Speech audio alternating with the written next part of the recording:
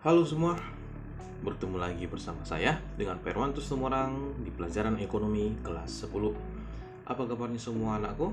Berharap semua dalam keadaan sehat, tidak kekurangan satu apapun dan tetap menjaga protokol kesehatan yang sudah diarahkan oleh pemerintah.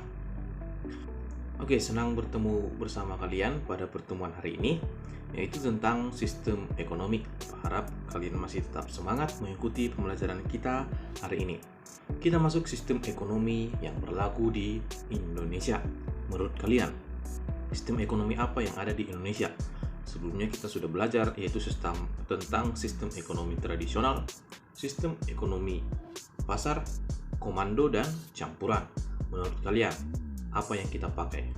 Oke, langsung saja kita lihat ya. Sistem ekonomi kita sama dengan nama ideologi negara kita, yaitu Pancasila. Artinya Indonesia menggunakan sistem ekonomi Pancasila. Dalam sistem ekonomi Pancasila, seluruh kegiatan dilakukan dari rakyat, oleh rakyat, untuk rakyat. Mungkin kalian sudah pernah dengar ini ya, slogan dari Indonesia, yaitu dari rakyat, oleh rakyat, dan untuk rakyat. Pemerintah berperan sebagai pelaku ekonomi juga, yaitu sebagai konsumsi, yaitu dengan membeli bahan dan alat untuk membangun fasilitas umum seperti jalan, jembatan untuk kepentingan rakyat. Maka dari itu adanya rumah tangga pemerintah atau rumah tangga negara. Mungkin kalian pernah dengar ya, pelaku ekonomi. Pelaku ekonomi itu ada 4, yaitu rumah tangga konsumen, rumah tangga produsen, rumah tangga pemerintah, dan rumah tangga luar negeri. Jadi kalau pemerintah itu konsumsinya itu membeli bahan alat untuk membangun fasilitas umum. Fasilitas umum tentu ditujukan untuk kepentingan rakyat, seperti pembangunan jalan tadi, jembatan, seluruhnya itu untuk kepentingan rakyat. Kemudian sebagai produsen atau produksi, yaitu dengan menghasilkan suatu barang atau jasa untuk konsumsi masyarakat. Contohnya itu semen Indonesia. Maka dari itu di Indonesia ada perusahaan BUMN atau badan usaha milik negara. Jadi PT Semen Indonesia ini merupakan badan usaha milik negara. Pemerintah juga berperan sebagai pengatur, pengawas, dan pembuat kebijakan di Indonesia agar negara kita terhindar dari krisis ekonomi. Inilah peran pemerintah.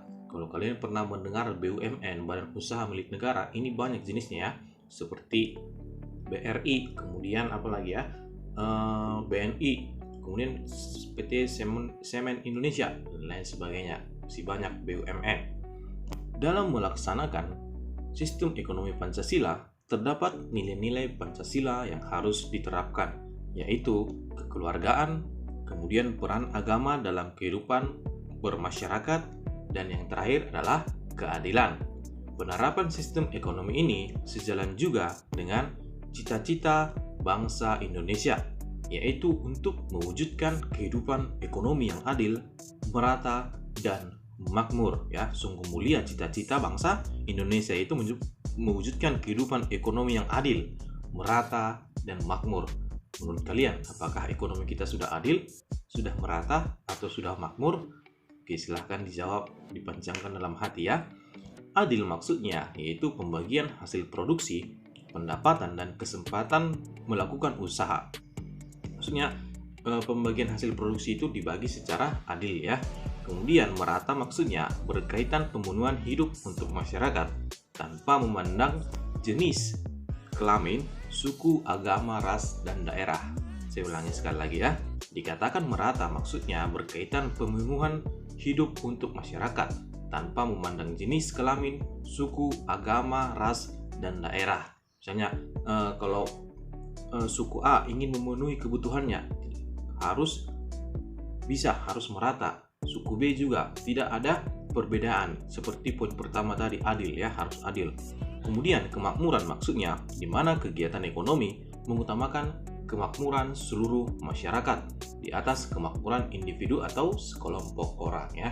Harus mengutamakan kemakmuran masyarakat di atas kemakmuran individu, seperti cita-cita bangsa Indonesia, yaitu mewujudkan kehidupan ekonomi yang adil, merata, dan makmur. Adil sudah memperjelaskan merata juga dan makmur. Sekarang kalian sudah tahu bahwa negara kita menggunakan sistem ekonomi Pancasila. Pada dasarnya, sistem ekonomi di Indonesia memang bersifat campuran. Namun di Indonesia diberi nama menjadi sistem ekonomi Pancasila ya. Jadi, dalam sistem ekonomi Indonesia terdapat 3 pelaku ekonomi, yaitu pemerintah, swasta, dan koperasi. Koperasi akan kita bahas di pertemuan selanjutnya ya. Jadi, yang Bapak jelaskan tadi ya, sistem ekonomi Indonesia itu bersifat campuran, tapi namanya dirubah menjadi sistem ekonomi Pancasila karena peran pemerintah, swasta, dan koperasi itu sama-sama berperan dalam perekonomian. Sekarang kita lihat karakteristik perekonomian di Indonesia. Seperti penjelasan saya sebelumnya, Indonesia menerapkan sistem ekonomi Pancasila. Dalam pelaksanaan sistem ekonomi Indonesia mengacu pada Undang-Undang Dasar tahun 1945 pasal 33, di mana pada Undang-Undang Dasar tersebut menjelaskan karakteristik perekonomian di Indonesia, di mana terdapat 4 ayat. Kita bahas satu persatu. Yang pertama itu, perekonomian di Indonesia disusun sebagai usaha bersama berdasar atas azas kekeluargaan. Jadi dapat kita simpulkan bahwa karakteristik perekonomian Indonesia yaitu dengan melakukan kegiatan ekonomi secara bersama-sama atau gotong royong dan bersifat kekeluargaan. Salah satu contoh penerapan dari ayat ini adalah dengan adanya koperasi di Indonesia, di mana tujuannya yaitu mensejahterakan anggota dan masyarakat. Ingat saja, kekeluargaan atau gotong royong dilakukan secara bersama-sama. Oke, kemudian ayat yang kedua, cabang-cabang penting produksi yang penting bagi negara dan yang menguasai hajat hidup orang banyak dikuasai oleh negara.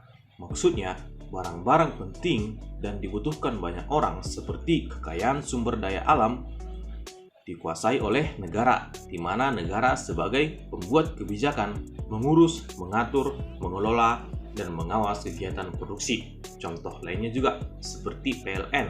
PLN adalah salah satu BUMN. Itu harus dikuasai oleh negara. Kenapa dikuasai oleh negara?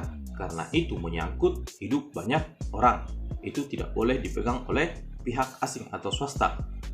Kemudian yang selanjutnya, ayat ketiga itu bumi, air, dan kekayaan alam yang terkandung di dalamnya dikuasai oleh negara dan dipergunakan untuk sebesar-besarnya, tentu untuk kemakmuran rakyat. Alasan dikuasai negara yaitu semata-mata untuk kemakmuran rakyat. Apabila dikuasai pihak swasta atau perorangan, maka kemakmuran akan sulit terwujud.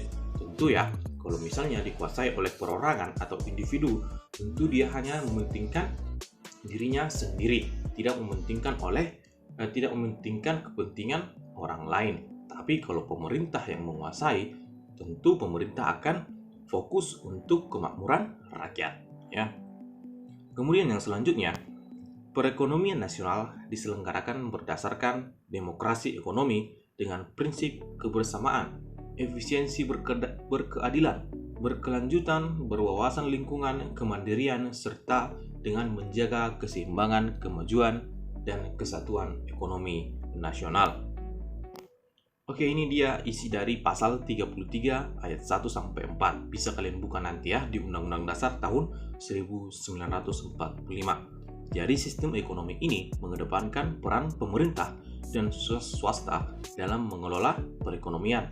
Hal itu bisa kita lihat dalam pembagian badan usaha, yaitu badan usaha milik negara, ya, BUMN tadi seperti yang Bapak jelaskan, dan badan usaha milik swasta atau BUMS. Dengan ketentuan, pemerintah mengelola barang-barang yang berkaitan dengan hajat hidup banyak orang dan selebihnya dikelola swasta di bawah pengawasan pemerintah. Hal ini untuk menghindari praktek kecurangan seperti penipuan dan praktek monopoli, sehingga terciptalah keadilan di tengah-tengah masyarakat. Jadi dari Undang-Undang Dasar pasal 33 ayat 1-4 itu sudah menjelaskan karakteristik perekonomian di Indonesia. Oke, Ini adalah penjelasan tentang karakteristik perekonomian di Indonesia. Jadi sistem ekonomi di Indonesia itu yang berlaku adalah sistem ekonomi Pancasila, di mana peran pemerintah, swasta, dan koperasi ini bekerja sama untuk meningkatkan perekonomian di Indonesia dan untuk kemakmuran rakyat. Oke, bisa dipahami ya tentang sistem ekonomi di Indonesia. Oke, sekian materi kita untuk hari ini. Kalau ada pertanyaan atau yang kurang jelas, bisa menanyakan langsung kepada saya. Tetap semangat belajarnya dan terima kasih.